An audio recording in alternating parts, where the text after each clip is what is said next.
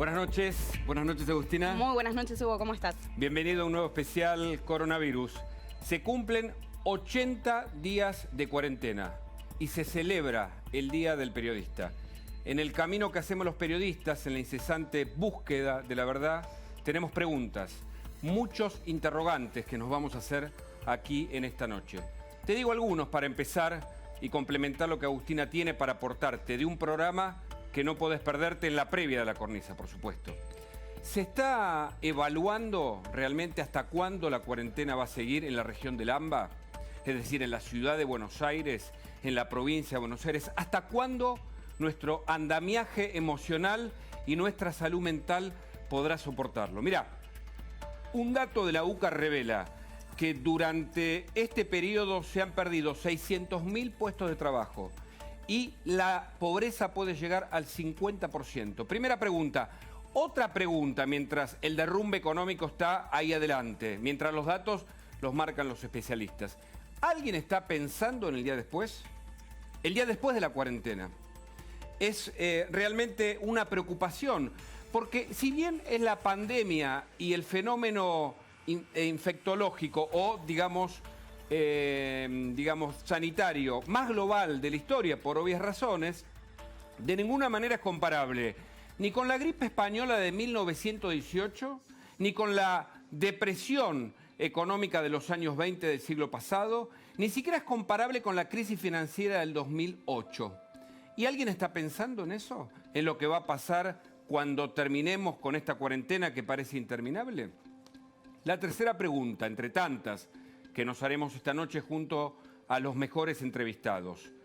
¿No te parece que hay un aprovechamiento de los líderes, sobre todo en la Argentina, también en otros lugares, pero nosotros hablamos de nuestros dirigentes, de esta cuarentena, que algunos se han enamorado, incluso han hablado de los amantes de la muerte a quienes no están de acuerdo con la cuarentena? ¿Cómo se puede estar en contra de las medidas sanitarias? Pero cuando no hay plazos, cuando nadie nos explica con datos concretos, cuando no hay autocrítica, ¿no te parece que incluso el presidente Alberto Fernández, que no se enojó la última vez, pero sí la vez anterior al hablar de la salud emocional, y particularmente Cristina Fernández, con movimientos que se ven en la justicia, con un congreso virtual en donde se quieren aprobar determinadas cuestiones, entre ellas el traspaso de las escuchas, con investigaciones alrededor del espionaje ahora instalado ahí arriba? ¿No te parece que hay cierta especulación de nuestros dirigentes?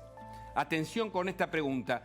Y también en minutos, en un ratito, Luis Majul va a intervenir como siempre lo hace, porque él tuvo particularmente una persecución en los últimos días. Y le queremos preguntar a Majul, que tiene un programón hoy, más tarde por supuesto, a continuación de este especial.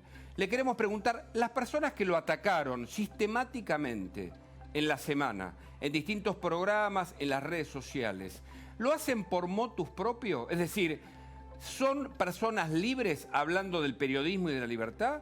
¿O son emisarios de otros? Bueno, todo eso nos vamos a ir preguntando, Agustina, en este programa que tiene de todo, ¿no es cierto? Tiene de todo porque, como vos bien mencionabas, hoy estamos cumpliendo nada más ni nada menos que 2 cuarentenas. Bueno, te preguntarás, Hugo, ¿cómo nos afecta eso, no? Como ciudadanos, claro, como personas. ¿Cómo vamos a hacer para sobrellevar esta nueva etapa, sobre todo en los lugares que no pueden pasar a la siguiente fase, como es, por ejemplo, la ciudad de Buenos Aires, el AMBA? Bueno, de eso vamos a hablar con Conrado Stoll y también con el psiquiatra José Abadi, que van a tratar de arrojar un poco de luz, ¿no? Dentro de lo que es este momento no tan especial que nos toca vivir. Recordemos, 2 cuarentenas, lo vuelvo a repetir porque es importantísimo, pero también vamos a hablar de otro tema que a los argentinos también nos afecta mental y psicológicamente, que es nada más y nada menos la economía. Claro. Eso lo vamos a analizar con Roberto Kachanowski, también teniendo en cuenta que la Argentina en este momento no está produciendo, pero sin embargo el gasto público está aumentando cada vez más. Entonces ahí hay una balanza que va a ser muy complicada de sobrellevar, sobre todo cuando termine la cuarentena. Por supuesto, no nos olvidamos de lo que pasa en el mundo, Hugo, lo habrás visto. El mundo está completamente convulsionado después de la muerte del afroamericano. Mismo. Bueno, de hecho, ahora en Londres está sucediendo, hay nuevos incidentes. Esto sucedió en Estados Unidos, pero ya se traspasó a todo el mundo. tenemos en el lugar de los hechos en Nueva York a Domitila, una compañera justamente de La Nación Más, quien nos va a estar contando desde el lugar de los hechos qué es lo que está pasando. ¿Va a haber cambios realmente en las fuerzas de seguridad, tanto en Estados Unidos como en el resto del mundo? ¿Podría llegar a haber cambios también acá, por ejemplo, en la Argentina? Y también España inicia mañana una nueva etapa de desescalada, especialmente en Madrid. Así que la tenemos allí a Silvia Pisani, que ya está en las calles de Madrid para contarnos cómo se está viviendo, qué es lo que va a pasar a partir de mañana. Y sabes, Hugo, que tenemos un invitado de lujo para el cierre, que es nada menos que Andrés Oppenheimer. Allí lo vamos a invitar, por supuesto, a Luis Majul a sumarse. Claro, por supuesto. En el Día del Periodista, feliz día, de hecho. Feliz día, por supuesto. Feliz día a todos los colegas que hacen La Nación Más y al resto de los periodistas que buscan la verdad en la Argentina. Así es, así que con Andrés Oppenheimer vamos a estar también. Y un móvil maravilloso de Javier Hermoso que les vamos a contar en un ratito nada más, después de esta pausa. 1 minutito y medio nada más y ya venimos.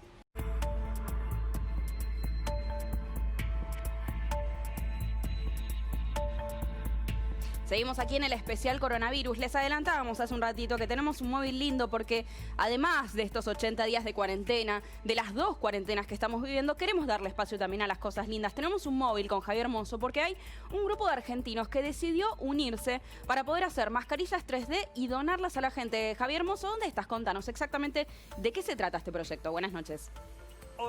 Hola, Agus, ¿qué tal? Buenas noches. Feliz día al periodista, para ambos, feliz día para todos los colegas. ¿Cómo están? Buenas noches. Es una nota solidaria, una nota muy linda, seguramente porque estamos en el Distrito Tecnológico, en la empresa Megatech. Varias empresas del Distrito Tecnológico decidieron unirse para crear mascarillas en 3D para el sistema de salud público de la ciudad de Buenos Aires. También hay novedades con respecto a los niños, porque los niños están recibiendo mascarillas y están recibiendo juguetes 3D. Cuando la impresora le dan la orden de fabricar mascarillas, hace mascarillas. Cuando las impresoras en 3D reciben la orden de hacer juguetes, fabrican juguetes que los vamos a estar mostrando en muy pocos minutos. Desde aquí, desde el Distrito Tecnológico, una nota sumamente solidaria. Muy bien, Javier, ahí estamos para contarte no solo aquellos datos que nos preocupan, sino también los gestos solidarios, en este caso para hacer máscaras 3D. Pero Especial Coronavirus te ofrece desde la semana pasada algo que es imperdible. Bueno. Y es un resumen de la semana. No te lo pierdas. Mirá de qué fue la Argentina la semana que pasó.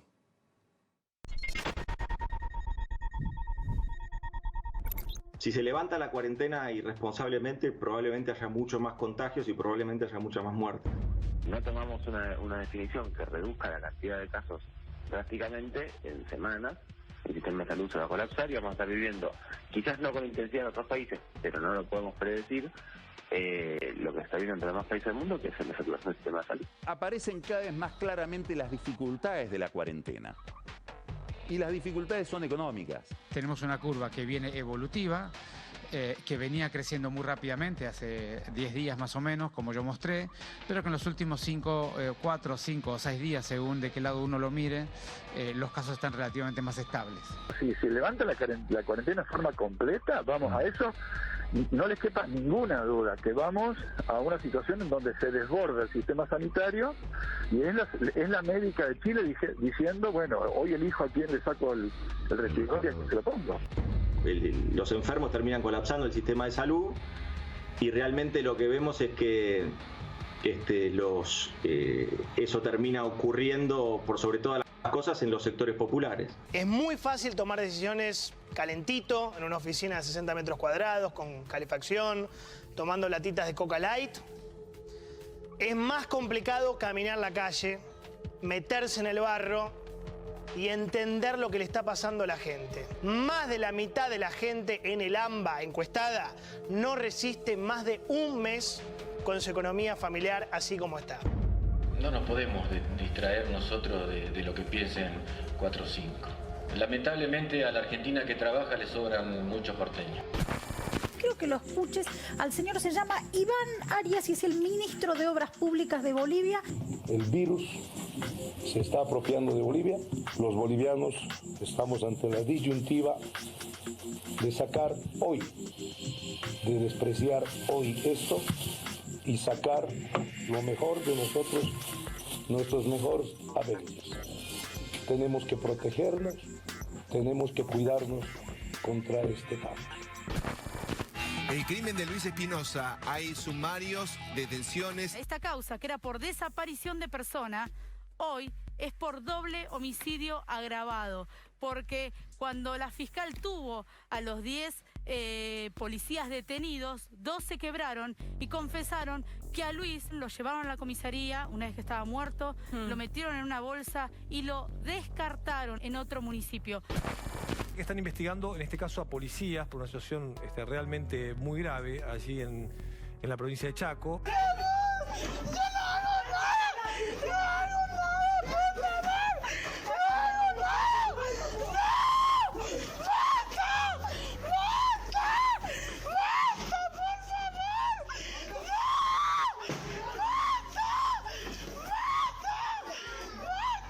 En la comisaría, según denuncian los jóvenes, fueron encerrados en un cuarto, fueron torturados, rociados con alcohol y les gritaban ¿quién prende fuego a los infectados? Una de las jóvenes está denunciando que fue abusada, ¿sí?, sexualmente, con lo cual también se está investigando eso. Esto ocurrió en General Madariaga, brutal golpiza a un transportista por parte de la policía. ¡No! ¡No! ¡No me peguen! ¡No me peguen! ¡No me hice nada, hermano! ¡No me peguen! ¡No me hice nada, loco! Yo temía por mi vida, porque él me dijo que me iba a meter 5 tiros. Y cuando él me estaba pegando, me hablaba despacito: cállate porque te meto un tiro. Explosión y derrumbe en una perfumería de Villa Crespo. No, pero ya estaba el incendio. Crescenti. Sí, claro. Ahí lo tenemos a Crescenti. Ah, claro, que estaba muy... Estaba cerca. Claro. Tenemos que lamentar 2 bomberos fallecidos. Fue una deflagración muy potente porque casi nos tiró a nosotros también. Y le podemos decir que lo vamos a llevar en el corazón, que son los riesgos que afrontamos todos los días para salvar la vida de los ciudadanos, los bienes de los ciudadanos a diario, y es nuestro trabajo. Vamos a sostener el aislamiento social preventivo y obligatorio en todos los lugares donde haya circulación comunitaria del virus. Vamos a ampliar esto 21 días, o sea que vamos a volver a vernos el 28 de junio. Yo sé que al gobierno mucho no le gusta que hablemos de la cuarentena más larga del mundo, entonces vamos a decir el aislamiento social preventivo y obligatorio más prolongado de un área determinada. La ciudad de Buenos Aires, como se preveía, flexibiliza su cuarentena. Yo no descarto que se puedan tomar decisiones, ya sea de sumar más actividades o de que si los contagios se complican, de volver para atrás. ¿Está bien lo que está pasando? ¿Está bien esta cuarentena que va a ser la más larga del mundo, la de la Argentina? Imagínense lo que hubiera sido esta pandemia con Macri gobernando, una catástrofe. No sé cómo nos hubiera ido con la pandemia. Lo que estoy seguro es que el radicalismo no le hubiera vuelto a dar los superpoderes a un jefe de gabinete. Impresionante resumen de nuestra producción, a quienes les agradecemos. Pasó de todo esta semana, pero nos vamos al mundo porque también hay vinculación con lo que vimos recién de la Argentina. Tenemos en Nueva York a Domitila del Hacha, que está allí con todo lo que está sucediendo con George Floyd, y también con Silvia Pisani en Madrid. Le agradecemos a ambas por hablar con nosotros. Feliz Día del Periodista, ante todo. Domitila, hoy hay problemas también en Londres. Esta situación se sigue extendiendo por todo el mundo. Este es el especial coronavirus, así que lo primero que quiero preguntarte tiene que ver con esto, ¿no? Porque se conoció en la semana que George Floyd tenía COVID-19. Entonces la pregunta es, si bien los estudios médicos y las autopsias han dicho que esto no tuvo que ver con su muerte, ¿te parece que la policía va a utilizar eso como un arma para escudarse detrás de la muerte? ¿Puede llegar el coronavirus a torcer esta investigación detrás de la muerte de Floyd? Buenas tardes, Agustina, a todo equipo. Feliz Día del Periodista. Sinceramente, lo que se sabe hasta ahora es, con todos los estudios que se han hecho de la autopsia, no es solo que George Floyd tuvo coronavirus, sino que tenía los anticuerpos, es decir, que ya estaba curado en gran parte George Floyd. Resultaría muy raro, pero sí puede ser parte de la estrategia de la defensa de la policía. La verdad es que las imágenes que hemos visto y que han recorrido el mundo y que han disparado protestas en todos lados, dan medio por hecho que George Floyd muere a manos de la policía después de haber sido asfixiado por el oficial. De hecho, vos hablas de protestas, estamos viendo en pantalla algo que mandaste vos. ¿Esto cuándo fue? ¿Fue hoy? Hace minutos nada Bien. más, son imágenes que les mandé, son protestas que, a ver, ya es día 12 de protestas aquí en los Estados Unidos, protestas aquí en Nueva York que empezaron desde el norte de Manhattan, en el barrio del Harlem, y que han circulado conmigo hasta el sur. Ahora yo me encuentro ubicada en lo que es Columbus Circle, la mitad de Manhattan. O sea, un largo recorrido han hecho. Un largo recorrido, hemos recorrido ya más de 60 cuadras. A mis espaldas lo que están viendo es una de las torres Trump aquí en la ciudad de Nueva York. Obviamente, foco de grandes protestas aquí, claro. Muy custodiadas. ¿Querés? Te muestro un poco para que veas lo que es el nivel de presencia policial, Tremendo. que ahora se había reducido un poquito, pero se ve todavía muchos oficiales con sobre todo equipamiento antidisturbios, Claro. con cascos, con batones, sí. Andy, te quería preguntar, después de que Trump hiciera esa muestra de poder caminando en Washington, con la Biblia yendo a una iglesia, que hablara de los militares, ¿hay preocupación, hay inquietud de que esto pueda seguir escalando el conflicto entre la manifestación, un posible abuso de autoridad e incluso que intervengan los militares? A ver, el temor está, la ciudadanía, sobre todo las comunidades vulnerables como lo son las afroamericanas y las latinas también, tienen temor a lo que es la policía y las autoridades en los Estados Unidos.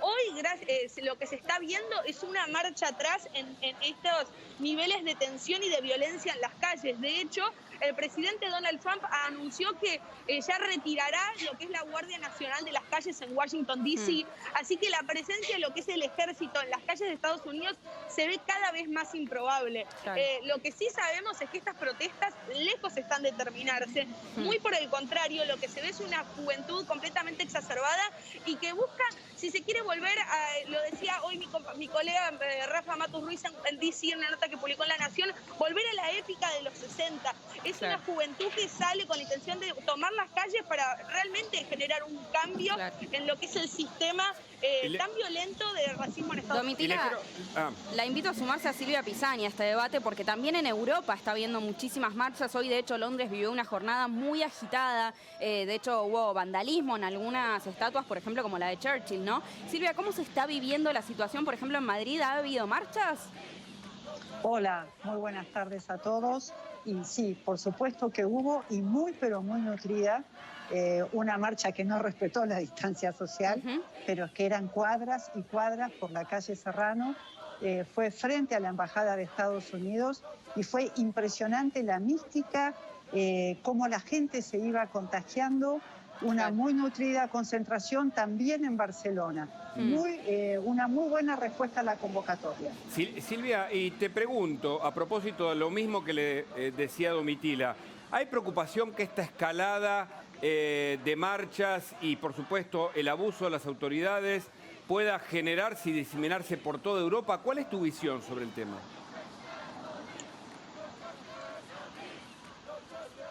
A Silvia Pisani le pregunto, te reitero, Silvia, si me escuchás, si pensás que lo que pasó en Londres, lo que se replicó en Madrid puede significar una escalada con hechos de violencia, si es que se prevé esto o pueden ser marchas calmas. Aquí en Europa, perdón, pero tenía recién un problema en retorno, aquí en Europa han sido muy calmas, por lo menos en España, insisto, con excelente convocatoria, muchísimos jóvenes y eso sí, con el cuidado de hacer los carteles en inglés, en francés, incluso en alemán, para que se viera en todos lados. Claro. Silvia, ¿dónde estás exactamente vos en este momento? Si nos podés mostrar un poco. Sí, como no, miren, hoy desgraciadamente tuvimos lluvia, así que ha bajado la temperatura y las terrazas cerraron más temprano, ya está la gente recogiendo. Lo interesante que quiero que vean y que no sé si lo llegan a notar, pero es que estamos en una zona de paseo y de concentración de personas, pero todavía con cintas para marcar por dónde debe circular la gente. Claro. A partir de mañana es un día muy, pero muy importante en España. Claro, eso. ¿Qué va a pasar mañana? Mañana, bueno, hay muchas cosas que van a ser un poco sorpresivas porque no todo está totalmente previsto, pero yo diría que el plato fuerte mañana es el retorno a clases parcial en Madrid y en Barcelona, las dos principales ciudades del país. va a ser un retorno lento. En este primer caso de alumnos de primaria. Quiero avisarles que esto que estoy haciendo de bajarme el barbijo lo puedo hacer porque no tengo a nadie a 2 metros. Bien, no correcto. hay nadie a esta hora.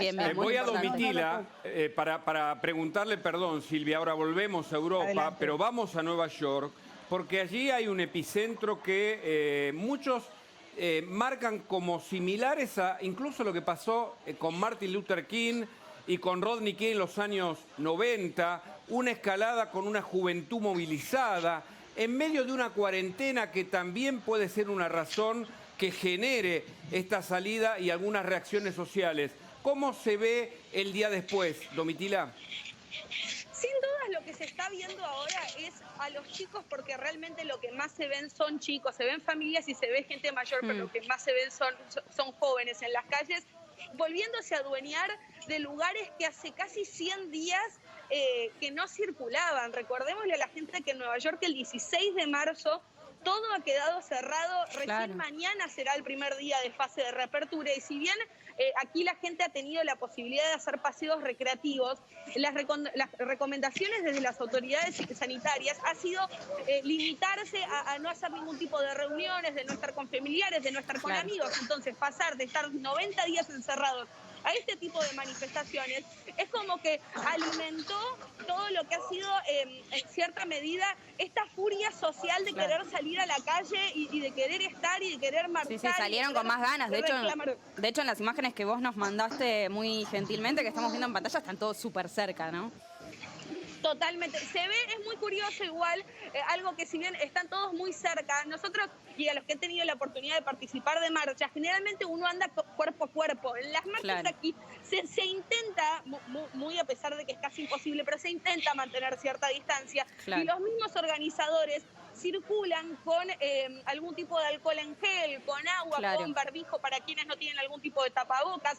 La intención de querer protegerse y proteger a todos los que participan de estas manifestaciones está. Y también las autoridades quienes ruegan, por favor, a todos los que participan de este tipo de actividades que se acerquen a las clínicas que hay a nivel local para hacerse los testeos de coronavirus, que son testeos que son gratuitos, porque lo único que quieren después de tantas semanas de esfuerzo es justamente que haya algún tipo de rebrote, mucho menos un día antes de lo que será supuestamente la reapertura de la Gran Manzana. Domitila, donde sí vimos muchos barbijos fue en el primer funeral de George Floyd, realmente muy impresionante, ¿no? Lo que ha sucedido ahí, lo que hemos visto. Uno de los discursos que más dio que hablar fue el de Al Sharpton, ¿no? Este reverendo muy conocido en todo el mundo justamente por su defensa de los derechos civiles. Y me llamó la atención algo que él decía, que si bien todos pensamos que Estados Unidos ya ha superado la etapa del racismo, lo cierto es que esto que sucedió con George Floyd se aplica también al sistema de salud, a la educación, que no es algo nuevo y que realmente tiene que ver con todos los espacios. ¿Es así? ¿Cómo lo ves vos? No, absolutamente, es así. Si uno mira lo que son las métricas en Estados Unidos, los afroamericanos son los que lamentablemente son los más golpeados y los más vulnerables en todo sentido. Desde el sistema carcelario en Estados Unidos, que es el país que tiene más personas encarceladas por millón de habitantes, si hay un blanco detenido, otros 5 afroamericanos están en prisión. Es brutal la diferencia que hay y la verdad es que sí, se aplica a todos los sectores y esto que muchos llaman racismo sistémico está arraigado a todos los sectores de la sociedad estadounidense y es una problemática que, como bien decías y muchos repiten ya, se quiere desterrar desde hace años, así que este movimiento de la juventud es una señal de que la lucha no está ni cerca de terminada. Bueno, les agradezco a ambas. Una última, si puede ser bien breve, que tenemos el móvil ya en línea. A Silvia, ¿hay gente en los bares allí en España? Bueno, justamente quería mostrarles esto. Estamos frente al Gran Barril, que es una de las pescaderías más famosas del barrio de Salamanca. Hay gente todavía, pero ya nos estamos yendo por la hora y por el frío. Y porque solamente hasta ahora se puede estar en las terrazas, a partir de mañana en el interior de los bares. Muchas gracias a ambas. La verdad que un informe muy completo desde Nueva York y desde Madrid. Seguimos en contacto. Gracias. Hasta luego. Y nosotros nos vamos al móvil donde está Javier Mozo. Les adelantábamos hace un ratito, gente que se está uniendo para hacer mascarillas 3D y poder donarlas a los demás. Javi, contanos, ¿no? ¿Qué es lo que está sucediendo? ¿De qué se trata este proyecto? Te veo que ya tenés ahí las impresoras muy cerca. Estoy rodeado de 10 impresoras, Agus, Hugo. Ustedes no saben lo lindo que es ver esto. Acá está funcionando una de las 10 y está fabricando lo que sería el sostén de esta mascarilla, pero para comentarnos sobre este acto solidario estamos con Héctor Leu, él es el dueño de Megatech. Héctor, muchas gracias por recibirnos. ¿Cómo surge esta idea? Bueno, esto surge dentro del grupo de empresas del Distrito Tecnológico de la Ciudad de Buenos Aires. Las empresas que conformamos, digamos, una especie de board del distrito, nos juntamos. Ahí surgió un poquitito cómo podemos colaborar y arrancar a hacer algo cuando comenzó la cuarentena, cómo podía colaborar con la gente. Y algo inmediato que surgió, bueno, mascarillas faciales. ¿Hay necesidad? Sí, bueno, ok. Nos juntamos finalmente 7 empresas, voy a nombrarlas, si me permitís. Action Point, CTL, DataStar, GIL Group, bueno, Megatech, Trimaker y Stylus. Ajá. Nos juntamos los 7 y bueno, hicimos un aporte. ¿Y por qué mascarillas? ¿Cuál fue el concepto? ¿Por qué la idea de fabricar una mascarilla mientras estamos viendo cómo en las 10 impresoras se están haciendo mascarillas y otra cosa más? ¿Pero por qué mascarillas?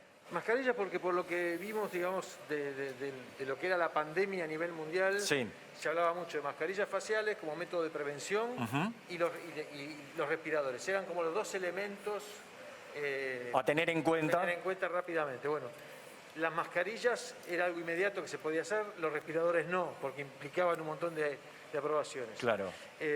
Validamos con médicos si realmente la mascarilla facial era un elemento de protección y de prevención. Nos dijeron que sí. Hablamos con gente de FACOEP, de la Ciudad de Buenos Aires, del Ministerio de Salud, y a partir de ahí, bueno, pusimos en marcha el proyecto. Emiliano, ¿cuántas mascarillas llevan haciendo o van fabricando en este momento? Antes que nada, bueno, buenas noches también. ¿Cuántas mascarillas van haciendo? ¿Cuántas van produciendo? ¿Cuántas han recibido los hospitales de la Ciudad de Buenos Aires? Bueno, mirá, acá en estas 10 que vos mostrabas, estamos haciendo 200 por día y ya comenzamos hace más de 2 meses y vamos entregando más de 6.000.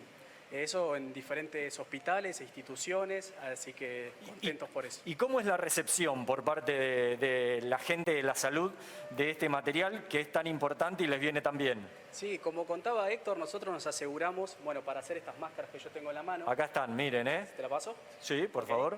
Y estuvimos validando, porque para hacer esto tuvimos que hacer un modelado 3D de la visera. Y estuvimos trabajando mucho con médicos y viendo que fuera algo que sea cómodo.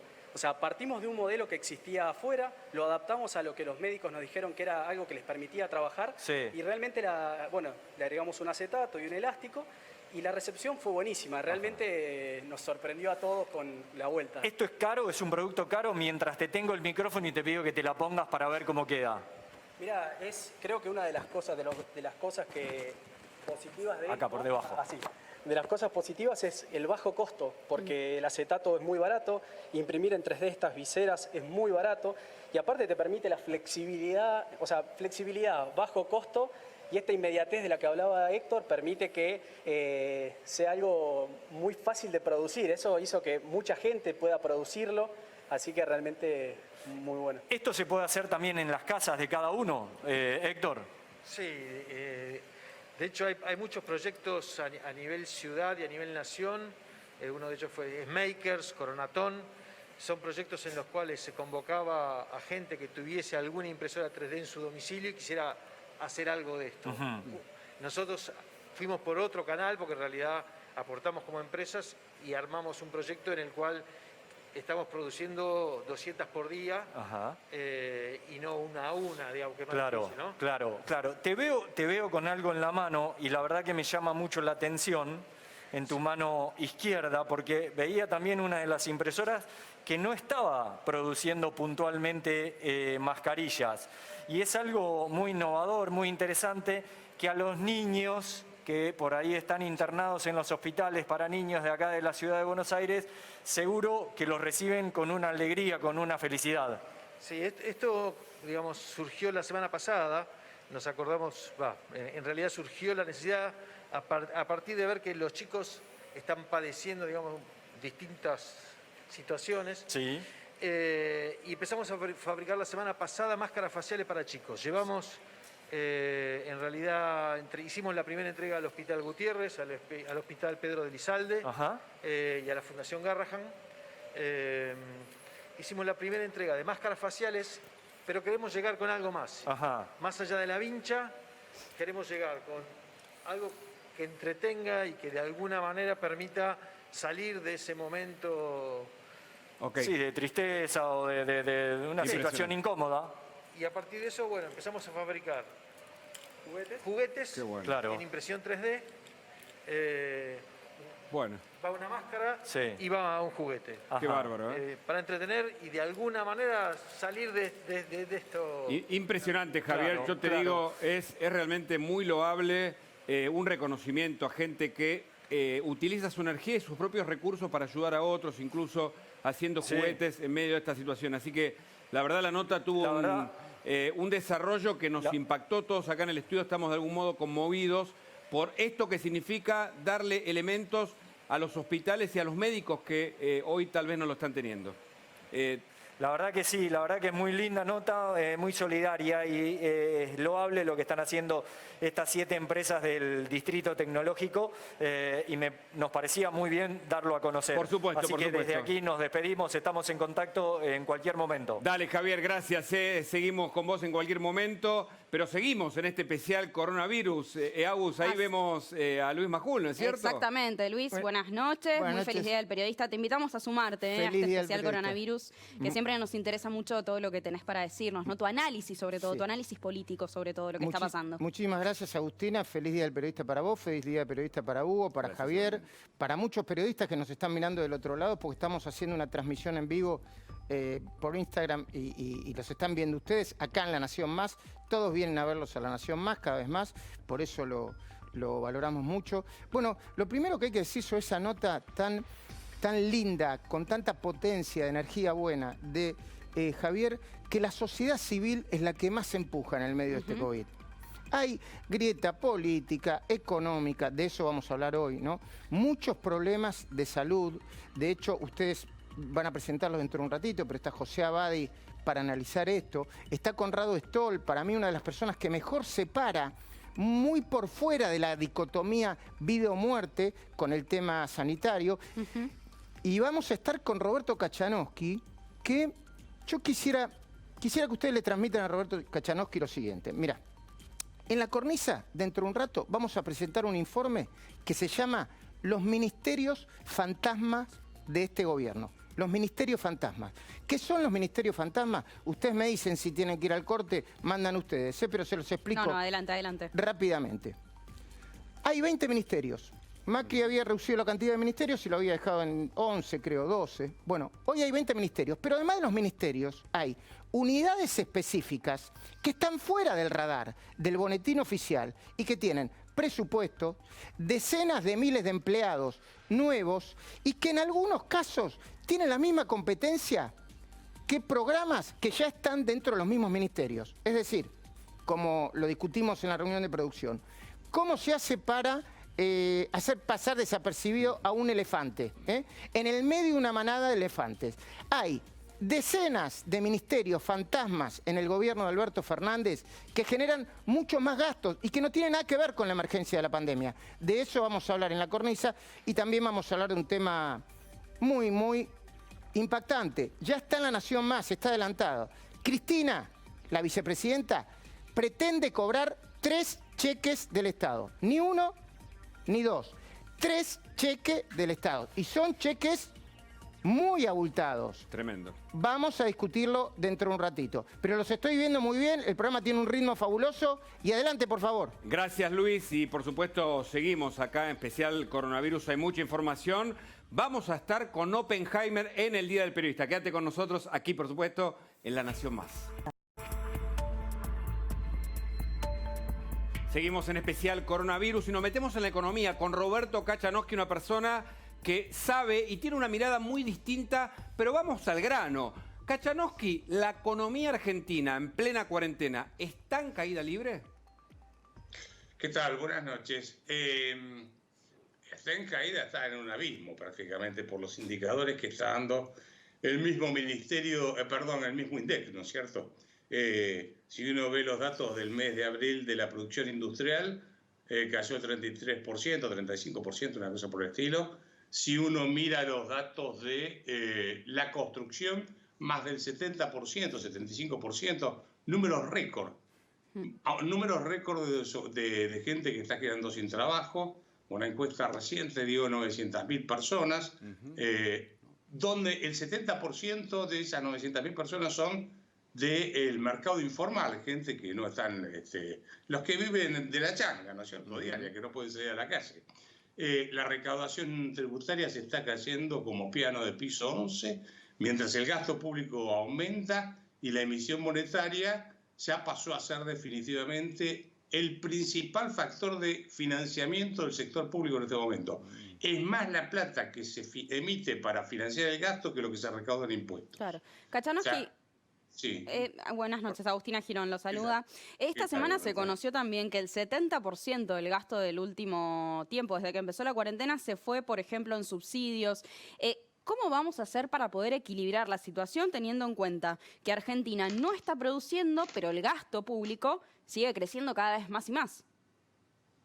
No, es que no es... A ver, la única forma de financiar esto es con emisión monetaria y eso nos va a llevar a una crisis inflacionaria muy aguda con, yo diría, si no es hiperinflación, vamos a tener un nivel de mega inflación si siguen a este ritmo de emisión monetaria. Ahora, obviamente, el grueso del gasto es subsidios económicos. Tienen pisadas las tarifas de los servicios públicos y hay que financiar la diferencia. 2, todo lo que son los subsidios sociales que están dando. Y 3, un gasto público que nunca paró de crecer. En realidad la caída del nivel de actividad económica viene de antes de la cuarentena. Cuando uno mira los datos, la economía, ese plan de le voy a poner plata en el bolsillo de la gente, nunca existió. O sea, o mejor dicho, nunca dio resultados. Lo que pasa es que con la cuarentena se agravó muchísimo. Sí, perdón. Ahora, la situación del gasto, la economía parada, la recesión, la desocupación, la inflación, y si se le suma el default, ¿cómo salimos de esto? ¿Alguien está pensando en el día después, Kachanowski? No, yo creo que no están... A esta altura de partido a mí me da la sensación que ya se abrazaron directamente a la cuarentena porque no saben muy bien para dónde ir con el tema de la política económica. Como les decía antes, ellos se dieron cuenta que eso de voy a emitir y con esta emisión le voy a poner plata en el bolsillo a la gente para que consuma y se reactive la economía, eso no funcionó porque los indicadores mismos que publica el INDEC muestran que en ese momento la economía venía cayendo.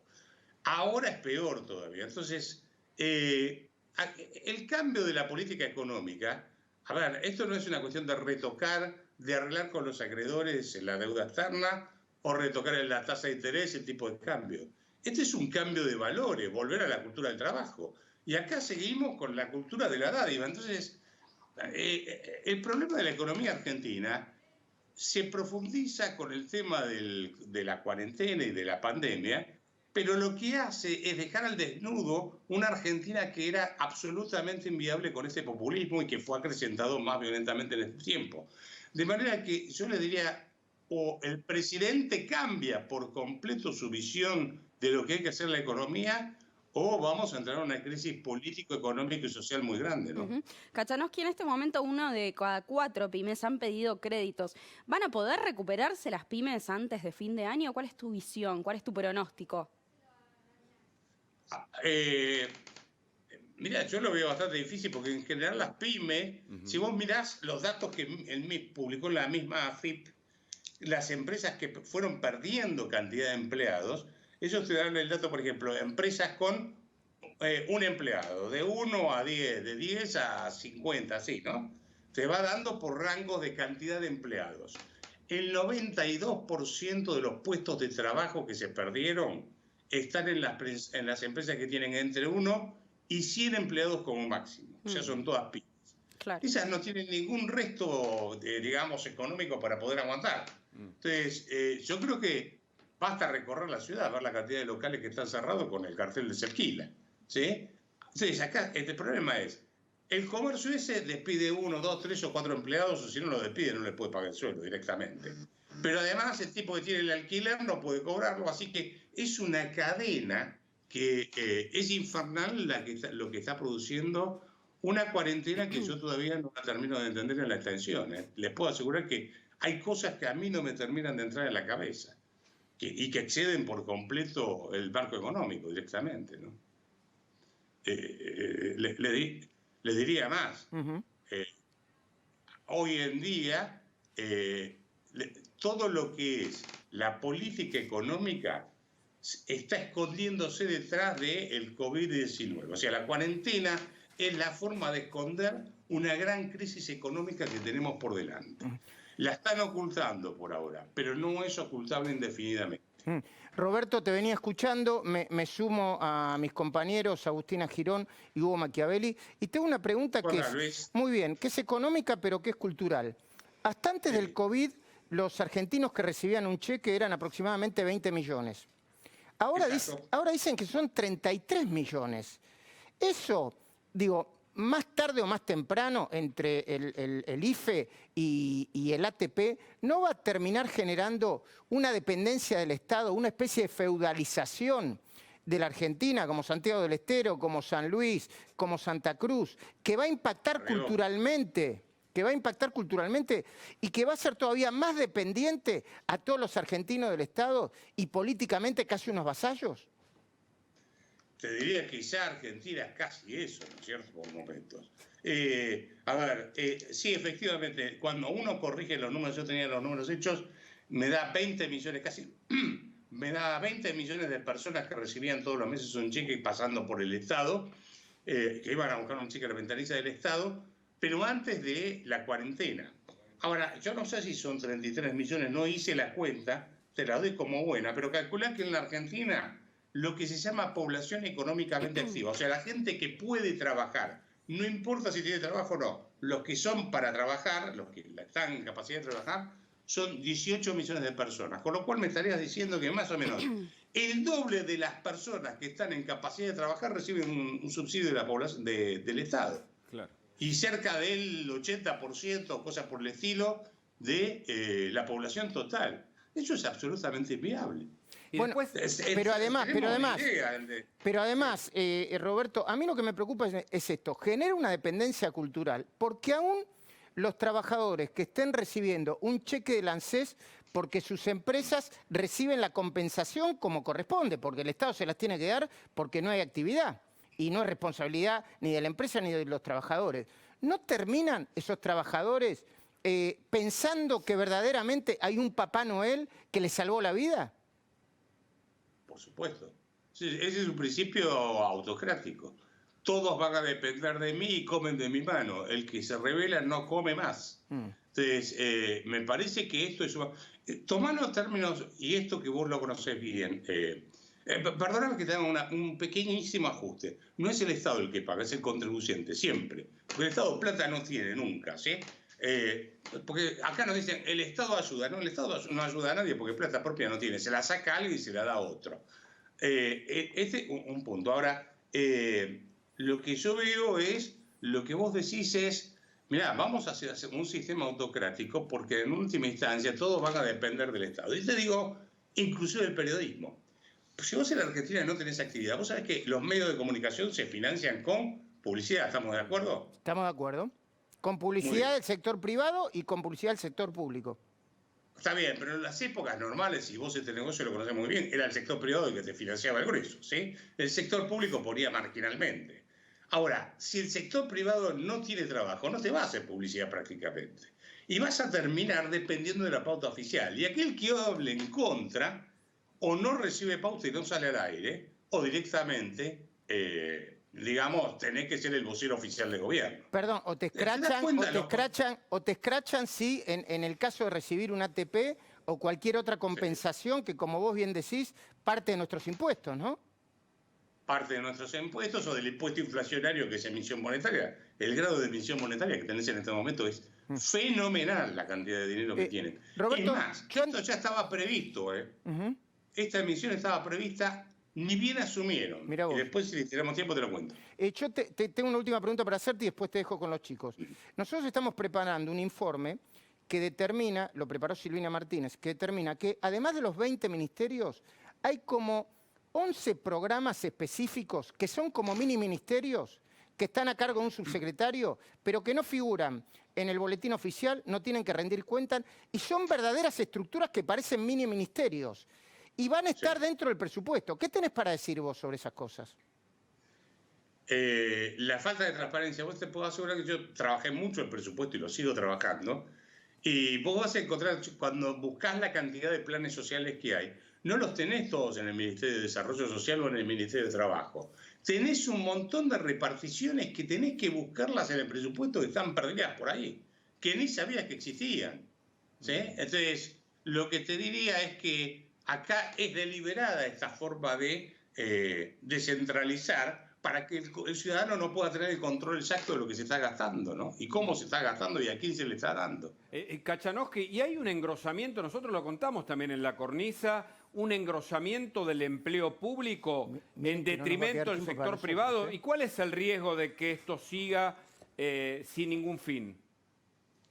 A ver, lo que tenemos de empleo público son, en total en este momento, 3.700.000 personas entre nación, provincias y municipios. 700.000 personas en la nación, una gran parte en las provincias y la otra menor parte ya está en la nación. Perdón, en las provincias, en los municipios. Eso representa más o menos en este momento la masa salarial de todo eso son unos 52.000, 53.000 millones de dólares, el equivalente a eso, ¿no? De manera que hay un despilfarro de plata fenomenal. Entonces, vos lo que tenés es que la Argentina se construyó con gente que venía a trabajar, ¿estamos de acuerdo? Inmigrantes que venían a trabajar. Y hoy quieren construir la Argentina con empleo público y subsidio y planes sociales, ¿sí? O sea, no trabajar, repartir puestos de trabajo y repartir subsidios para tener clientelismo político. Por eso yo siempre insisto que la política se transformó en un gran negocio que va al punto que estaba haciendo Luis antes. En última instancia, es una forma de tener cautiva a mi clientela política y poder tener el poder político permanentemente. Porque nadie se va a animar a decir, no, voy a cortar subsidios, voy a cortar empleo público. Pues, entonces, hay una estrategia de control político detrás de este aumento del gasto de lo que se llama planes sociales, ¿no? Claro. Kachanowski, muchísimas gracias por este tiempo, por haber hablado con nosotros. Un gusto, y que la pasen bien. Hasta Muy bien, luego. ahí está entonces Roberto Kachanowski con su análisis económico en el medio de este parate por la pandemia, Hugo. Exacto, y nos vamos a hablar con Conrado Stoll. Es una de las personas más lúcidas, que además explica muy bien. Yo le quiero preguntar a Stoll, porque él habla mucho de la cuarentena, por supuesto todos lo seguimos, si no tener datos concretos o un panorama un poco más claro sobre el fin de la cuarentena, ahora que se extendió por 21 días, no puede generar otros daños a la salud emocional y en otros ámbitos justamente de nuestra sociedad. Stoll, gracias por estar. Hola Hugo, buenas noches y feliz día a ustedes. Gracias. Sí, el daño mental es un daño colateral de la cuarentena y se puede explicar armando esto de esta forma. Empezó muy temprano la cuarentena acá, lo cual es muy positivo, 19 de marzo a la medianoche, pero hoy se cumplen 80 días, probablemente la más larga del mundo o una de las cuarentenas más largas del mundo. No tenemos duda del valor de la cuarentena, o sea, la pandemia se controla con aislamiento y con testeo, las dos cosas. Pero acá, a partir de la primera postergación de cuarentena y en todas las que se han hecho sucesivamente, se fue flexibilizando el aislamiento.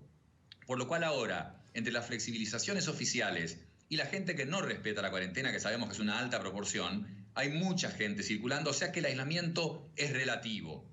El testeo siempre fue insuficiente, sabemos que para Capital 30% de test positivos, en las villas y en asentamientos 40, 50, 60% positivo. Que tanto sea positivo te dice dos cosas. Una, que se está haciendo testeo insuficiente, porque tiene que ser hasta 5% positivo para que uno sepa que está haciendo el número suficiente de test. Y segundo, te está diciendo que hay un número de contagios casi descontrolado. cuando hay 30, 40% de positividad. Entonces, el testeo es insuficiente en 4.300 por millón que se hace hoy. La pregunta es, si no hay testeo y el aislamiento está relajado, y decimos que esas son las dos cosas con que se controla una pandemia, ¿cómo hacemos?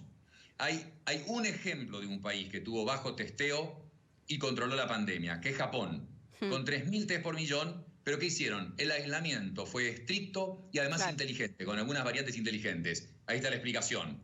Hay pocos ejemplos de países que con poco aislamiento y mucho testeo también controlaron. Dinamarca, 90.000 tests por millón de personas y la gente siempre pudo salir. Salían en sus bicicletas, salían a caminar. Menos aislamiento, mucho testeo.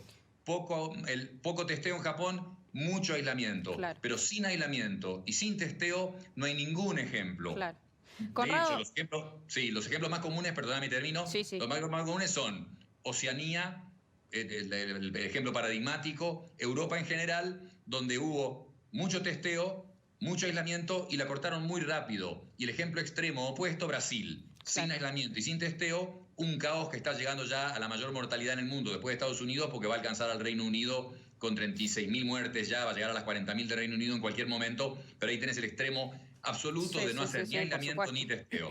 Por supuesto. Conrado, te invito a sumarlo a José Abadi también, que está del otro lado. Muy buenas noches, doctor. Lo que le quiero preguntar, sabemos, ¿no? Y lo adelantaba Conrado, hay problemas también a nivel emocional y psicológico que genera la cuarentena. ¿Cuáles son específicamente estos problemas? ¿Son problemas que tal vez personas que no tenían algún tipo de trastorno previamente empezaron a desarrollarlo por la cuarentena? ¿Cómo afecta también en las personas que ya tenían algún diagnóstico previo?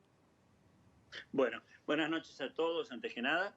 Y efectivamente, una cuarentena prolongada, ya una cuarentena en sí misma es un factor inédito, es un factor que tiene una carga evidentemente, si ustedes quieren, ansiógena, por supuesto. Cuando esta se prolonga en exceso, inclusive más de 4 o 5 semanas, que es más o menos lo, digamos, tolerable eventualmente, antes de que empiecen a aparecer ya consecuencias psicológicas más serias, es decir, ya empieza a ser nocivo psicológicamente, bueno, la cuarentena aparece toda una serie de síntomas que van primero desde la ansiedad, que es el malestar psicológico. Cuando esta ansiedad ya no la podemos sostener en función de su tensión, aparece la angustia, es decir, la manifestación de esa ansiedad a nivel corporal.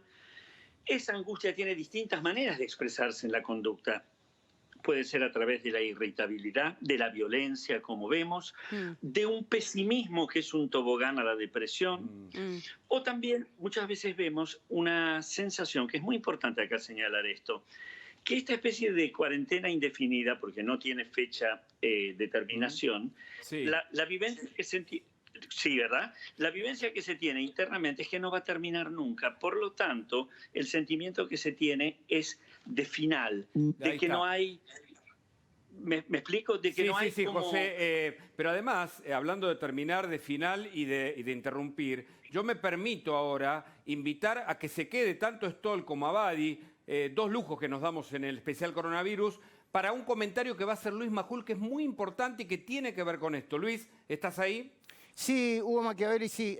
Son unos minutos, breves minutos, después vas a poder seguir compartiendo. Quizás yo me meto a preguntarle algo, si tienen tiempo, después a José Abadi y a Conrado Stoll. Es apasionante lo que dicen los dos. Además tiene una mirada muy complementaria y de alguna manera, entiendo yo, esperanzadora. Pero me querías preguntar algo, Hugo. Sí, claro. Te quería preguntar lo que dije al principio del programa. Y es, esta semana hubo ataques concretamente contra algunos colegas, pero muy especialmente contra vos. En canales, en redes sociales. Esas personas, en el Día del Periodista, justamente, ¿actúan libremente? ¿Son emisarios de alguien, incluso de Cristina Fernández, Luis? Bueno, a ver, Hugo, yo a propósito de esto quería... Este es un mensaje, quería mandarle un mensaje respetuoso, pero no ingenuo, a Cristina Fernández. Porque yo sé que le llega. Señora vicepresidenta,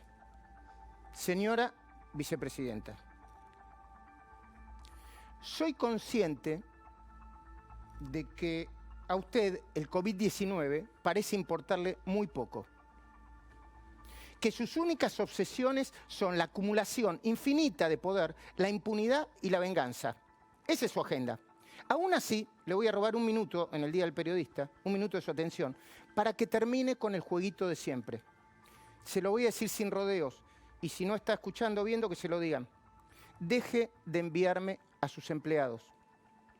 Usted recordará que hace tiempo los caracterizamos como sus perritos falderos. Bueno, mi sugerencia es que no los haga chumbar más. Sus ladridos nunca funcionaron, por lo menos con nosotros. Y ahora funcionan menos todavía, en serio. Están tan cebados y abusaron tanto del recurso que hasta los niños que están en cuarentena se dan cuenta y le cantan piedra libre para los perritos falderos de Cristina. Porque detrás de sus perritos falderos está usted. ¿Y quiénes son? No vale la pena mencionarlos con nombre y apellido, no le vamos a subir el precio. Además porque son del tipo del alcahuete. ¿Viste que Fito Páez decía que piensan que hacen una guerra y se hacen pis encima como chicos? Una canción que se llama Al lado del camino. Esos son. Sí los voy a describir a los más obedientes. Vos lo vas a reconocer seguramente. Un diputado nacional, ex espía, siempre listo para las operaciones sucias y las denuncias truchas. Un abogado carancho, el abogado carancho típico, muy bocón, que dice que trabaja para Cristina. Dice que trabaja para Cristina. Yo creo que lo mandan a ladrar. 3 periodistas a sueldo de Cristóbal López y Fabián de Sousa. Los tenés a Cristóbal y a Fabián de Sousa, ¿no? Son los empresarios del juego, procesados por evasión fraudulenta en la causa Oil Combustibles. Estuvieron presos por eso. También están procesados Cristóbal y Fabián de Sousa por haber pagado alquileres siderales a Cristina por su departamento en Puerto Madero. Y se dan el lujo de tener una señal donde persiguen a periodistas. Eso está en las causas, los sauces y Otesur. No es un invento mío. Y a esta altura vos que estás del otro lado, te preguntarás, ¿y cómo sabemos que estos perritos falderos los manda la vicepresidenta? Lo sabemos porque son muy obvios. Del tipo de los que mandan a espiar y tocan timbre. Y porque salen juntos, en fila, a veces de a uno, a la vez, a veces en yunta, a insultar, descalificar o amenazar. Por supuesto, no lo hacen solo contra nosotros. Tiene una lista de abonados. Leuco, hoy Tetaz, va a estar Tetaz 8:30, hoy en las redes sociales, pero unos ataques brutales a Tetaz. Va a estar acá 8:30 en la cornisa. Somos en general los periodistas que informamos sobre el plan de Cristina, que incluye la garantía de su propia impunidad y la venganza. De tanto que estos perritos falderos hablaron sobre las escuchas legales que publicamos hace ya más de 2 años, nos obligaron a recordar por qué Cristina se había enojado tanto. ¿Qué fue lo que le molestó tanto? Lo que le molestó fue que le sacáramos a la luz su agenda secreta, la careta política. Vos ya sabés que no revelamos ninguna intimidad, menos cuestiones personales, solo políticas, de indudable interés público. Te leo textual, solo un botón de muestra de esas escuchas corresponden al año 2016. Y después de recordarla, decime vos, si estás del otro lado, si no contienen altas dosis de búsqueda de impunidad y deseo de venganza. Acá Cristina habla de Alberto Fernández, Sergio Massa, Margarita Stolbizer, Miguel Ángel Pichetto, C5N, los jueces, que dice que hay que salir a apretar, etc. Textual, ¿eh? Si te preguntan por Alberto, dice Cristina, decile, lo de Alberto Fernández es otra cosa. Yo no lo veo a Alberto con Margarita Stolbizer haciendo denuncia. No creo. Continúo, textual. Ahora que Massa lo está haciendo, es evidente. Se ve que quiere tener algún problema. Se ve que quiere tener algún problema con la presidenta. Espera que tengo más textuales por acá. Hay que sacudirla a la gorda hija de Stolbizer y a Massa. No hay que perder el tiempo con Pichetto y todos esos. No, déjalos. La primera nota que pienso dar es para C5N, para Navarro. Olvídate, no voy a darle el mismo trato a los que jueguen que a los que nos putean.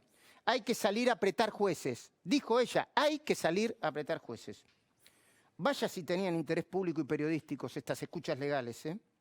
Es como una hoja de ruta de lo que vienen haciendo desde que perdió las elecciones Cristina en 2015. De lo que sigue haciendo ahora, con más recursos, con menos oposición, con más poder. El único problema que tiene Cristina es que con nosotros intentó varias veces y no pudo. Y no puede, no le funciona. y este es un mensaje final para el presidente, que vino con el mandato de romper la grieta. Si no empieza a defender las ideas con las que ganó las elecciones, Cristina no solamente se lo va a llevar puesto a usted, también al gobierno y, por supuesto, al país entero. Perdón por la interrupción, Hugo. Continúa, por favor, con la entrevista que tiene que ver con los temas de actualidad.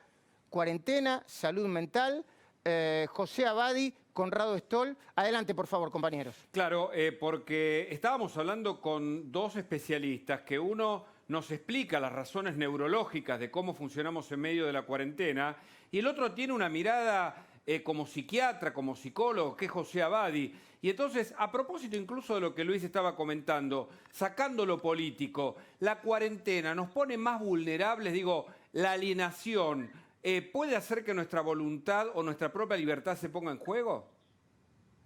Digamos que la idea de que haya, naturalmente, como lo hay, un virus desconocido, inédito, ahora tal vez menos desconocido que hace un tiempo, pero que pone en peligro la salud, se nos informa continuamente, 24 horas por día en todos los canales de televisión, en una sobreinformación excesiva, que podemos enfermarnos y que también aunque el índice de letalidad es menor, es chico, pero se habla continuamente de la muerte, obviamente eso produce una dimensión, una expectativa ansiógena indudable, no cabe la menor duda. Por eso yo siempre digo que es muy, muy importante, dado que la cuarentena no solamente fue necesaria, sino que no es posible terminar con la cuarentena de golpe, sino que se necesita organización, coordinación, capacidad de integración para poder ir saliendo, que salir no es de un día para el otro, sino que es un movimiento, son varios días.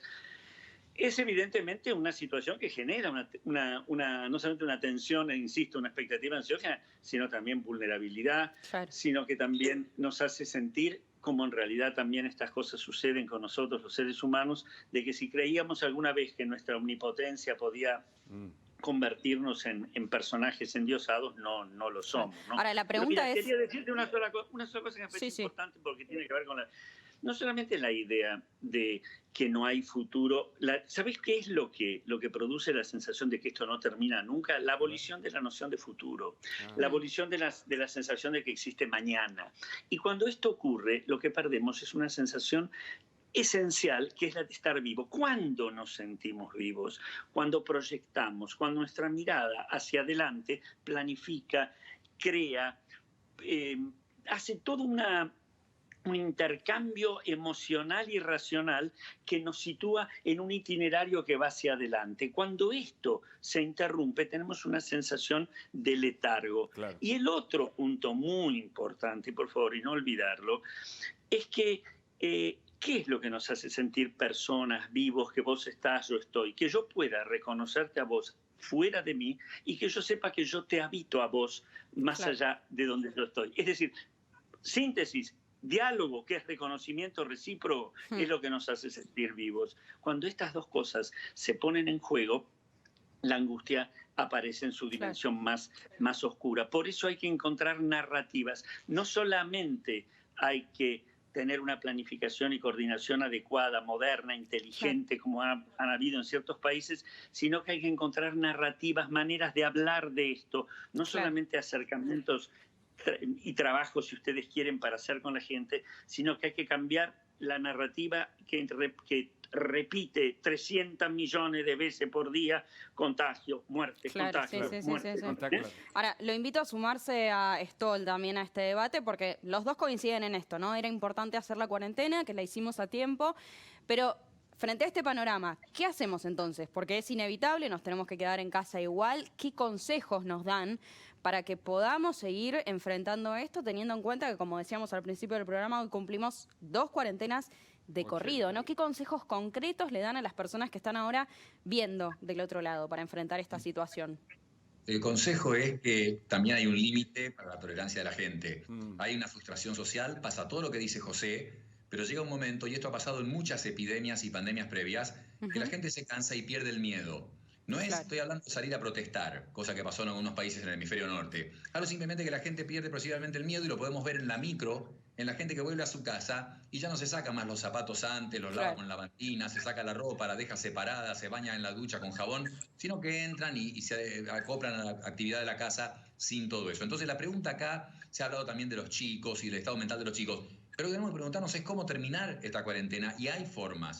De la versión simple, no sé si se está haciendo, pero no lo he escuchado, de mirar el agua de las cloacas, de un edificio, de una manzana o de un barrio. Uno testea si hay virus en el agua de la cloaca y así, si lo encuentra, puede determinar que hay infección en ese lugar desde días antes de que aparezca el primer infectado. Obviamente esto ya es tarde para muchas de las villas y asentamientos. Claro. Y la razón y la principal arma que podría haber, esto es fundamental, se ha demostrado en muchas epidemias previas y en esta está confirmado, que el 10 a 20% de las personas infectadas contagian al 80% restante. Es exactamente así. Entonces la pregunta es, ¿dónde está ese 10 a 20%? Y están en lo que se llama personas, eventos o lugares súper contagiadores.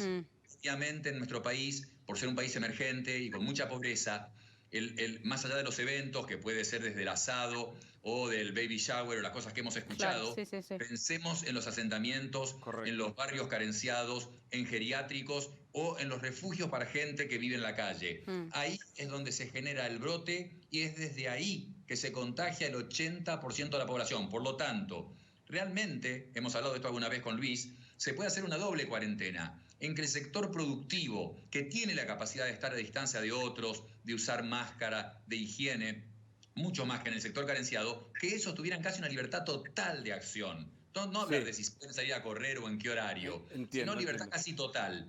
Y en esos lugares, y que sabemos que son los que se pueden llamar súper contagiadores, ahí hacer todo el apoyo, con testeo y apoyo logístico, de higiene, de emocional incluso, como hablaba José, etcétera. Pero esta es la forma de cortarlo. Correcto, Si correcto. no, vamos a una cuarentena eterna. Abadi, ¿su opinión al respecto? ¿Sus Exacto. consejos? Le quería preguntar a Abadi que me dé alguna sugerencia para sobrellevar esto de no encontrar al otro, de no encontrar a nosotros mismos. ¿Qué hacemos? Sí. Bueno, creo que Conrado marcó dos cosas importantes. De paso, aprovecho, te mando un abrazo, Conrado. ¿Cómo se llama? El miedo útil es un gran aliado. El miedo útil es muy importante, pero cuando el miedo útil se distorsiona en función del exceso, lo que termina de producir es el efecto paradojal o el efecto contrario. Y entonces, ya si perdemos el miedo útil, no solamente podemos caer en el pánico inútil, peligroso el pánico inútil, sino que muchas veces en la rebelión, que no es una rebelión constructiva, sino que es el efecto, como decía recién Conrado, de la frustración. ¿Qué quiere decir esto?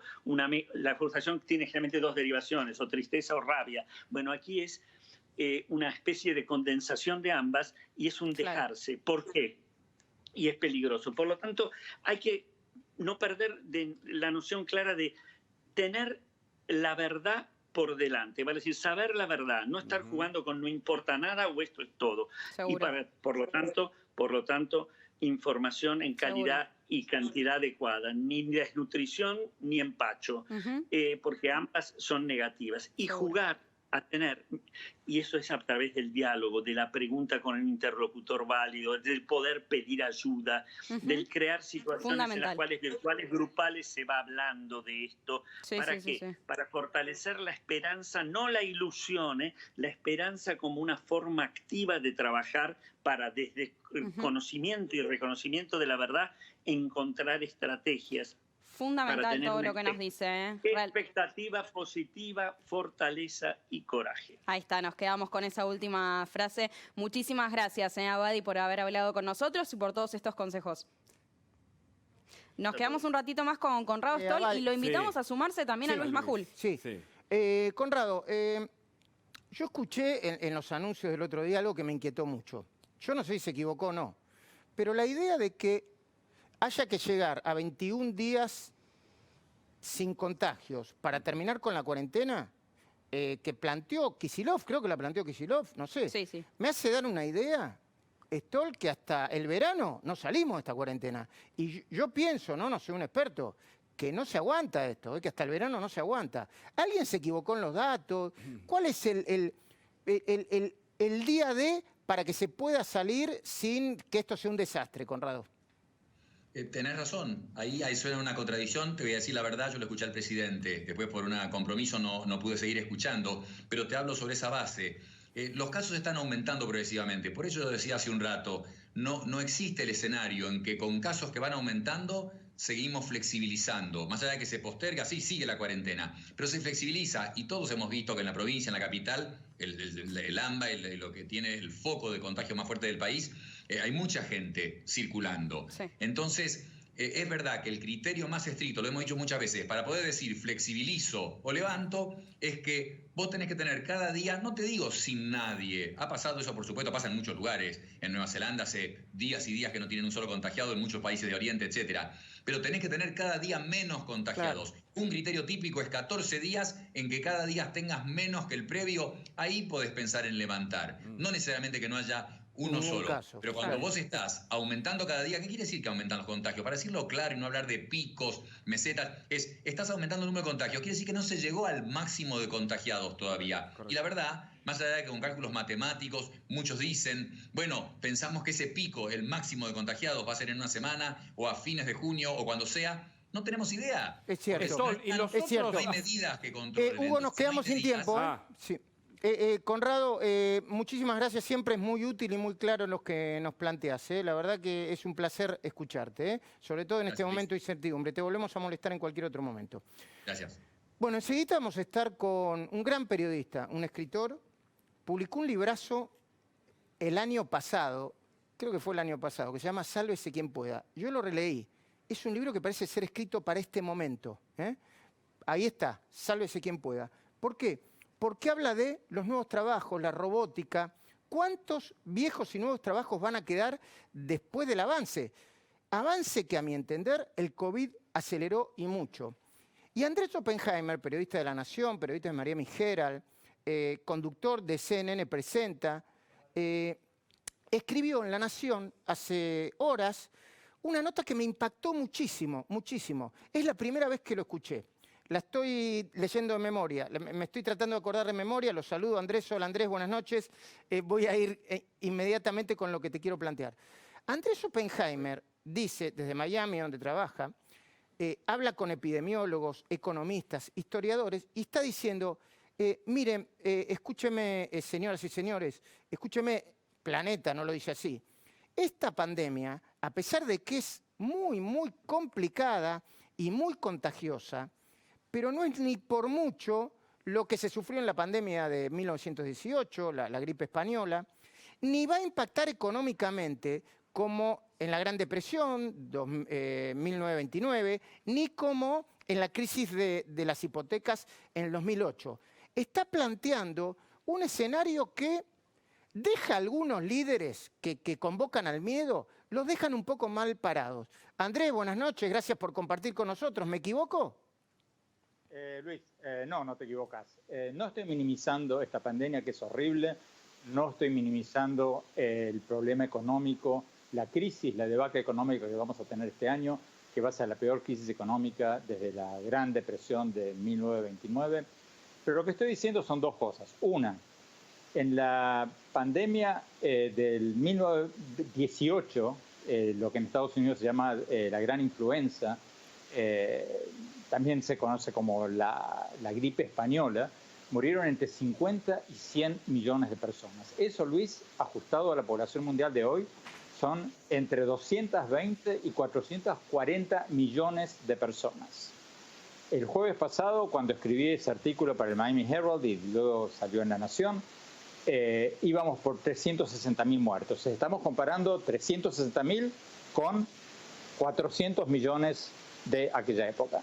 Y en cuanto a lo económico, Luis, hay una gran diferencia entre esta Gran Depresión, que lo es, con las dos anteriores, con la de 1929 y con la de la crisis financiera del 2008. En la crisis del 1929, la Gran Depresión, que veíamos en las películas de Woody Allen, donde la gente se tiraba del balcón, bueno, ahí esa crisis duró 10 años. La crisis del 2008 duró 3, 4 años. Esta crisis va a ser peor que la del 2008, terrible, horrible, pero va a durar menos. todos los economistas con los que hablé, empezando con el Fondo Monetario Internacional, el Banco Mundial, prácticamente todos los grandes bancos privados, todos están pronosticando que esta depresión va a durar 6 meses y lo estamos viendo en la bolsa en estos días. Entonces, Luis, si quieres podemos expandir, pero esta crisis va a ser horrible, espantosa, la peor de los últimos tiempos, pero en contextos históricos no va a ser el fin del mundo. Andrés, yo sé que vos trabajás en Miami Herald, que obviamente estás muy vinculado con la Argentina. Quizá no tenés el detalle, pero recibís información. Acá hay una lectura de muchos analistas, yo confieso que tengo esa lectura, que está viendo por parte del gobierno un cierto aprovechamiento político con la pandemia, desde compras menos transparentes hasta decisiones como superpoderes que se llevan puesta al Congreso. La justicia en la República Argentina sigue de feria, Andrés, repito por si no se entiende bien, sigue de feria y prácticamente no avanzan los juicios. ¿Estás viendo eso, no sé si en Argentina, en algunos otros países de Latinoamérica, como consecuencia política e institucional del COVID-19? Luis, a ver, yo creo que el gobierno argentino manejó esta crisis relativamente bien al principio. Claro. De hecho, Argentina tiene una de las tasas más bajas de mortalidad de COVID-19 en América Latina, no tan buenas como las de Uruguay, no tan buenas como las de Costa Rica, no tan buenas como las de Paraguay, pero no está mal, o sea, hicieron bien. Prefiero la actitud que tomó el gobierno argentino a la actitud que tomó Donald Trump en Estados Unidos o Bolsonaro, Brasil, que se la tomaron un poco a la ligera. Ahora, habiendo dicho eso, lo que estás diciendo, Luis, no sé, la verdad que no he seguido esto muy en detalle, pero lo que sí sé, y lo escribo hoy en el Miami Herald, es que es hora de abrir la economía en muchos países, pero hay que hacerlo inteligentemente. No se pueden mantener las economías cerradas porque muchísima gente se va a morir de depresión, de enfermedades cardiovasculares, etcétera, etcétera. Hay que abrir de a poco, inteligentemente, gradualmente. No podés mantener la economía cerrada durante mucho tiempo, ni en Argentina, ni en Estados Unidos, ni en ningún lado, porque eso se puede volver contraproducente. Yo precisamente hablo de eso en mi columna de hoy, voy a hablar de eso en mi programa de CNN.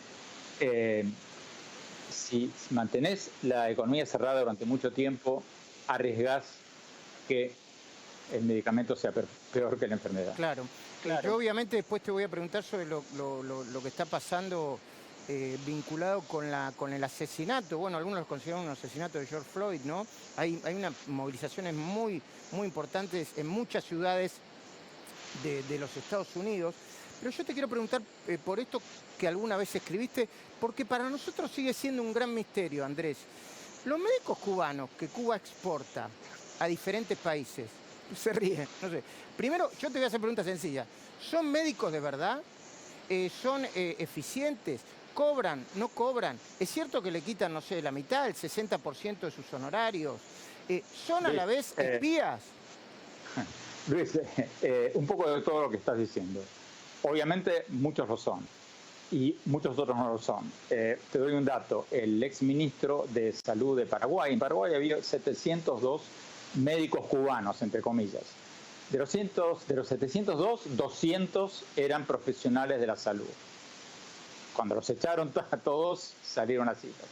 Los otros 500, vaya a saber lo que eran. Enfermeros probablemente y algunos probablemente agentes de seguridad para cuidar a los otros 500.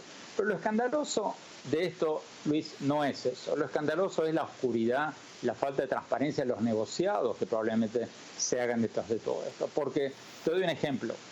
El que yo mejor conozco, que es el de Brasil. Brasil, como sabés, el gobierno de Lula, el gobierno de Dilma, habían traído a muchísimos de estos médicos cubanos. Estos médicos, por un acuerdo de Brasil con Cuba a través de la Organización Panamericana de la Salud, el gobierno de Brasil, tenemos un poco de eco, creo que es del estudio, Luis. Sí, ahora lo bajan, pero me hablabas de Brasil. En Brasil, y te digo esto para que lo averigüen en Argentina, porque sería interesante si es que lo hacen en Argentina, Brasil le pagaba a Cuba unos $4.000 por mes, entre 3.400 y $4.000 por mes por médico. Dependía de la especialidad del médico o del enfermero o de lo que fuera. Pero de esa plata, solo un 20-30% iba al médico, el resto se lo quedaba Cuba. Entonces hay mucha gente, hay varios de estos médicos que desertaron, que dicen que eso es una forma de esclavitud moderna, porque imagínate si vos sos un médico argentino que vas a trabajar a Italia y el gobierno argentino te dice, vos tenés que darme el 80% de tu sueldo. O sea, ¿a título de qué? Entonces, Cuba dice porque la Revolución Cubana le ha dado educación gratuita a estos médicos. Y bueno, si vas a la UBA en Argentina también recibís educación gratuita y sería ridículo que el gobierno te tenga como esclavo el resto de tu vida. Bueno, pero ¿qué pasa? Estos médicos, si ganan estos médicos recibían unos 700 o 800 dólares por mes, los especialistas, pero eso era muchísimo más que los $25 por mes que recibían en Cuba. Entonces es una salida de la miseria para ellos. En Cuba, créanlo o no, un médico gana $25 por mes. Entonces, muchos prefieren esta situación de esclavitud a quedarse en Cuba. Andrés, antes de terminar el programa, que es la transición entre Especial Coronavirus y La Cornisa, quiero preguntarte por tu libro. ¿Por qué tiene tanta vigencia tu libro, aun cuando fue escrito antes del COVID, y tiene que ver con el nuevo mundo del trabajo? Porque me equivoqué, Luis. Porque dije que esto iba a pasar en 10 años, y va a pasar, ya está pasando, en un mes. Esto aceleró todo. En el libro yo hablaba de la inevitable transición al teletrabajo, a la educación en línea, a las compras digitales, a todo lo que tiene que ver con la automatización del trabajo, los robots. Yo decía, citando un estudio de la Universidad de Oxford, que para el año 2030 el 47% de los trabajos actuales van a desaparecer y van a ser reemplazados por computadoras inteligentes, robots, etc. Y eso va a pasar muchísimo más rápido de lo que dije. Y para no alarmar a la gente, Luis, esto no es trágico, esto no es terrible, pero va a requerir que todos cambiemos nuestro chip mental, porque vamos a tener que readecuarnos a esta nueva realidad. Y a raíz de la crisis del coronavirus, esto se va a acelerar muchísimo. Te doy un ejemplo, los cajeros, las cajeras en los supermercados de Estados Unidos van a ser cada vez menos, la gente va a tener menos miedo de interactuar con una persona que le puede transmitir esta o la próxima pandemia, van a ser reemplazados, ya están siendo reemplazados cada vez más por cajeros automáticos. En las fábricas, en las manufacturas, cada vez más fábricas no van a querer tener sigo teniendo, Luis, voz del estudio, las fábricas no van a querer tener un trabajador, una trabajadora sentado a medio metro uno del otro en la línea de producción. Van a reemplazar por robots que son cada vez más baratos, cada vez más inteligentes. Y todo eso, Luis, va a producir cambios muchísimo más rápido de lo que yo anticipé. Escribí el libro un poco tratando de decirle a la gente qué hacer cada uno de nosotros y qué hacer como países para adaptarnos a este nuevo mundo que se viene y que se viene ya. Entiendo, Andrés. Un fuerte abrazo. Gracias por darnos esta interesantísima entrevista. Te seguimos viendo, te seguimos leyendo y nos encontramos en cualquier momento cuando pase esto, ¿eh? Gracias, Luis. Hasta siempre, ojalá. Muy bien, gran programa, chicos, ¿eh? Los voy despidiendo, se van despidiendo ustedes. Nos vemos, o los vamos a ver a ustedes a las 7 de la tarde del domingo que viene en Especial Coronavirus.